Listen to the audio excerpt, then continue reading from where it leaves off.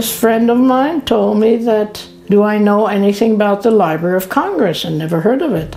And he said the Hebraic section was just being started because of the Holocaust. And with your languages, English and Hebrew, you should go there. And I did. I was accepted almost immediately. They only took American-born citizens in the Library of Congress. I had really a top job. In 47, before the 29th, I was approached by someone at the mission, and he tells me that in the Library of Congress, on the 5th underground floor, very, very big, and I had no idea about these things. The Pentagon keeps all its maps, and there are 2 maps that are needed. If I can get them out, they will be photographed, and then I'll return them. I told him, I don't know if I can do it. And I was in a big conflict. And I decided after one night,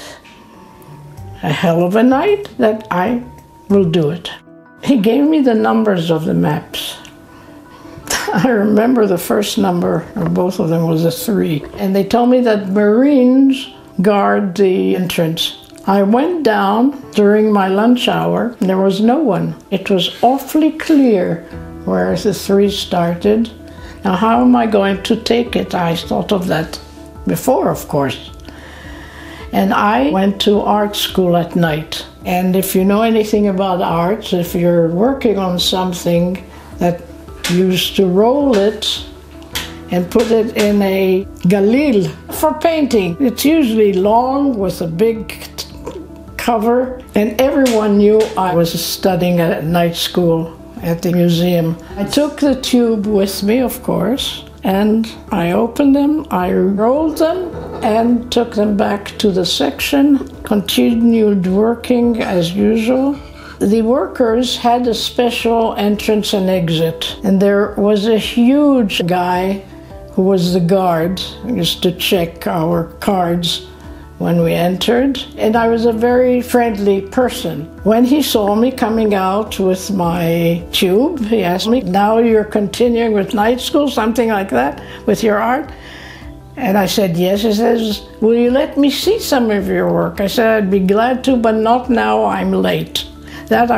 Something like that, that conversation I remember clearly. And I left and phoned the number I was given, and they took them. They told me it would take a day or so. When I thought about it later, now especially, they didn't have photocopy machines. They had to copy the whole thing. When I was giving them back, the same thing happened. Now, if I were religious, I'd say it's Yad Adonai. Of course I would. I went, there was no one there. I went in, I folded it the way they were, put them where they were, and left.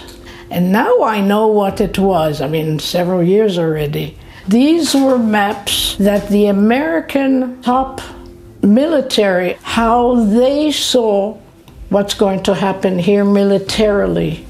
The armies around us, where they're going to come from, how they're going, what ammunition they have. It was very big maps. It was extremely important to the military here to know what the Americans expected militarily or the way they saw it. That gave them a great deal of information. I had no idea of the value at the time or the meaning because I didn't know anything. I had a job, I did it, and that was it. No one knew about it, not my best friend or best friend, no one knew. It was a kind of compensation without knowing the meaning, but that I contributed something.